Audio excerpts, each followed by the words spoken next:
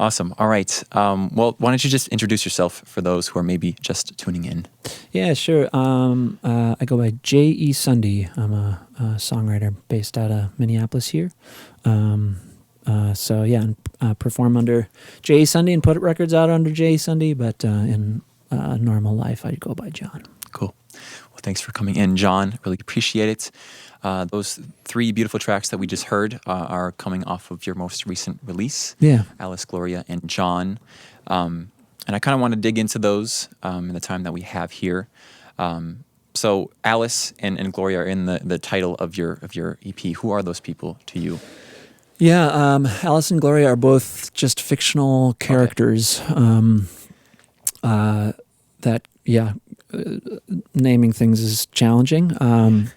I can't speak to the reasons as much as just an intuitive thing that led me to that phrase, Alice, Gloria, and John. I am the John in that title.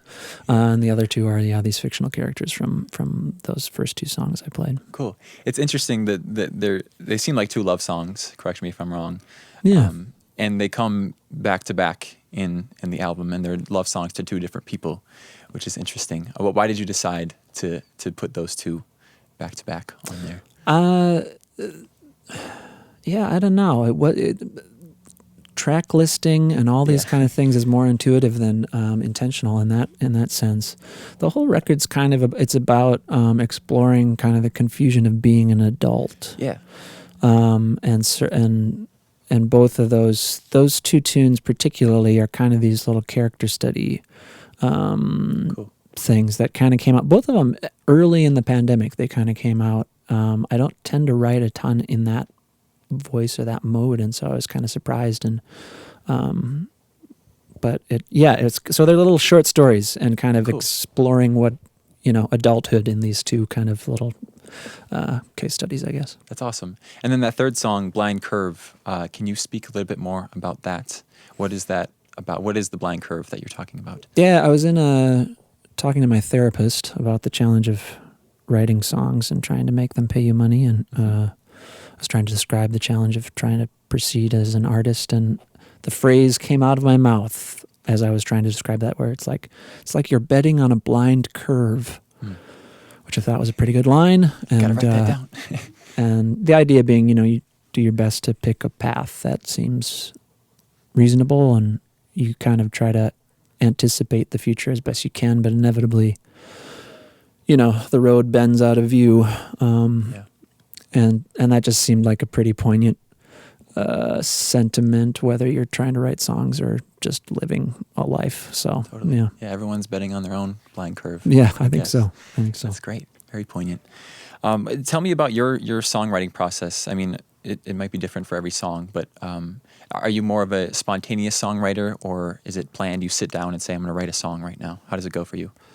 I've kind of landed somewhere in the middle. I'm not, I probably go in seasons where there's a little bit more of a rigorous strategy around like this time, this day, kind of thing, and other seasons where it's way more kind of happens and fits and starts. Cool. I have some friends who really benefit from that like rigorous structure. Mm-hmm. And I probably would lean on it more if I feel like I'm making as much as I want to be making kind of thing. And so it tends to fit in. I'm pretty self-motivated in that regard. So, that's great. It's kind of somewhere between the very disciplined, I go seasons where I'm real rigorous and others where it's pretty loose. Okay, cool. And when you're writing a song, do you start with the concept, the lyrical structure of it, and then put music to that, or vice versa?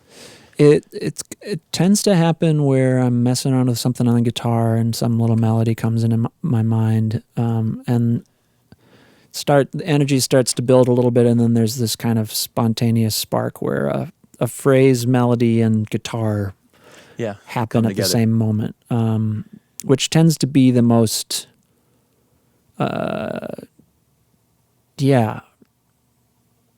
energized part of the song. And then the challenge is to try to write everything to kind of meet the bar that has been set by that moment. Interesting.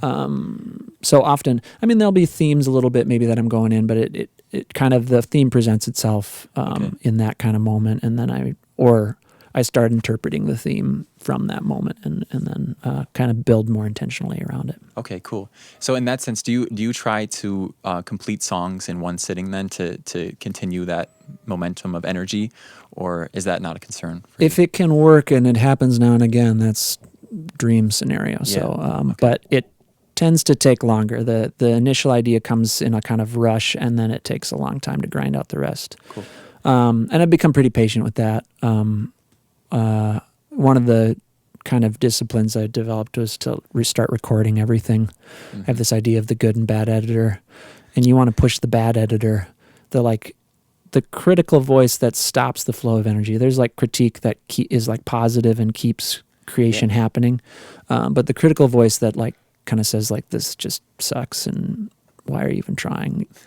That I try to push as far down the road, and I find if I and maybe a slightly healthier version of that is at the end of a piece in the last little bits of it, you need that critic kind of voice to kind of tweak it and finish it. But if I record everything, it seems to free me from needing to judge it in the moment, and that's been a helpful kind of technique. Cool. And then you assess it kind of later on. Yeah, come back to it cool. regularly, and if I feel energy around it, I'll keep working on it, and if not, I just put it down and awesome.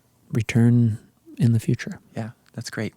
I saw you described somewhere as a mine of melody, and I love that phrase, and I totally agree with it. Your stuff is very catchy. So I'm not asking for a formula, but do you have like elements of a good melody that you try to incorporate in your own melodies? I don't know. I have thought, like, I'm a huge Elliott Smith fan. Cool. And I think one of the things that I feel like I heard in him that was kind of new, or just I was able to articulate it to myself through his work, was like, he's just got melody everywhere. Yeah. Like the bass part's melodic, the guitar part's melodic, the voice is melodic. And I love that idea of just trying to put melody everywhere. I also love just like a straight ahead quarter note bass thumping along with no melody at all. I mean, I like it all, but somehow I don't know that I have more of a strategy than like just kind of placing that intention there and then kind of following where it goes, and maybe questioning like, okay, could this be a little weird, or could it be a little more fun? Totally. Cool. As it starts or in the process. That's great. I know that you're classically trained. We talked about this a bit. So do you think some of that influence of like the melody and the counter melody kind of exists in your music? Definitely. Yeah. I mean, I think a big part of it is once I realized how much I resonated with melody, then becoming exposed to as much ways that looks in different types of music. And certainly classical music is, there's crazy, incredible melody, and also just harmonic vocabulary that even though like I studied Western classical music, but it wasn't my the kind of primary music I was passionate about, but it definitely like broadened my musical vocabulary, melodic vocabulary, just by being steeped in the brains behind those pieces, kind of thing. Totally. Tell me about your relationship to music theory. Then, when you're writing a song, do you? Sure. Yeah, like do you lean into that, or do you try to stray away from it so that the feeling can come out more, or do you think those things are even opposed, or can they work together? I don't think they need to be. I like to say that as a vocal music major, we're the dumb music majors, and so. Like we were not, all my instrumental friends learned theory way better than I did. And I can do it, but I'm a much more intuitive, I rely on my ear a lot more than a theoretical structure. But I think, and so I think that for me as a person who like, that's where I don't relate to music theory in a terribly cognitive way, more in a by ear kind of way. That's what exposure really helped to broaden. And so I kind of just follow it and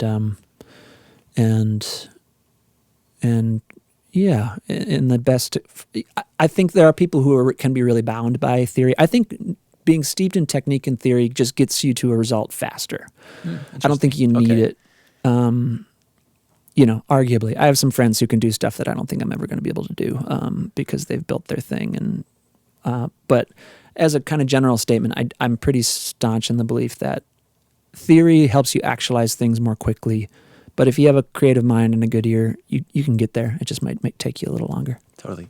That's very encouraging. I like that. Yeah. Yeah. Cool. All right.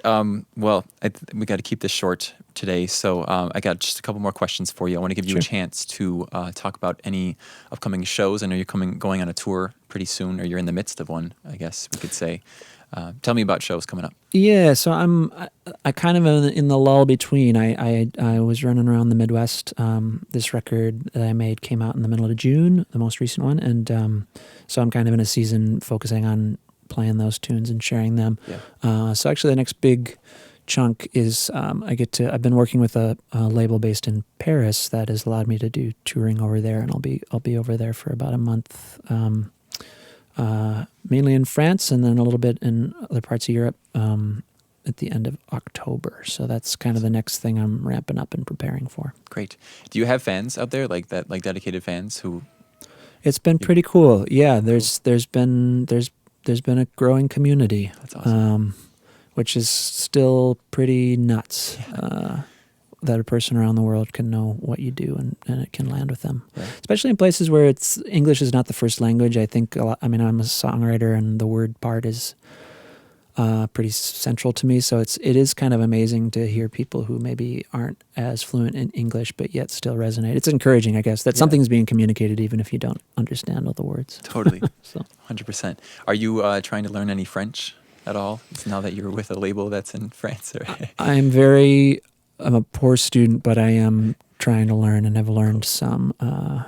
In fact, that song Alice came out of Alice being one of the primary names they use on Duolingo if you're trying to, in their examples, as Really? you're trying to learn French. So that's a love song to an AI computer. Yeah, I'm ahead of the game. I'm singing love songs to AI. That's great. That's the future. I was here first. Yeah. That's great. All right. How about any merch that you drop in that maybe goes along with the release that you just put out? I've got, there are physical musical copies of this record in vinyl form and in CD form. And then, of course, on the digital platforms all over the place. Awesome. And are you doing any shows in the cities before you head off to Europe? I won't be before I head off, but early New Year, in January, I'm going to be playing again in town. So yeah.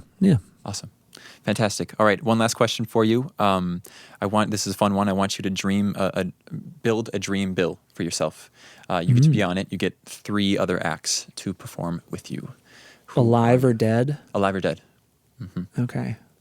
Oh, that's a good question. And it's not necessarily like your favorite musicians, but ones that you would want to share the stage with. Well, I'd be totally blown off the stage, but if nothing else, just to see him live, I would love to play with Tom Waits. Oh, wow. Totally. That is a life. What era dream. of Tom Waits? Do you have one in particular? I'm a huge Rain Dogs fan, the kind of trio as he started to self-produce his records. I would love to see that, but any era really, but that's where I start really getting crazy about him. And then I need one more. Okay. Same. I'll just be I will open the stage for 15 minutes for Nina Simone as well. Oh, wow. So. Well, you get one more. Oh, I get one more. Yeah. Okay. So you got Tom Waits, yourself, Tom Waits, Nina Simone, and who else? That's just absurd to myself and those two. Yeah. Let's see.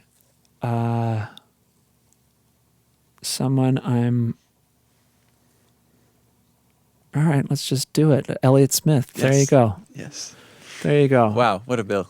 Put me on that bill. Yeah. Are we going to Paris for this one? Too, Oh, it's got to be okay. some awesome place in Paris. Let's do it. Cool. Some small place. Intimate. It's going to be an incredible night. Totally.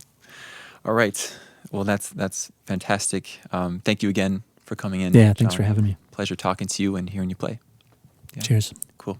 All right, we're going to kick it back to the booth for some more local music until 5 p.m. Please stick around for it. This is Off the Record, brought to you by Radio K, Real College Radio.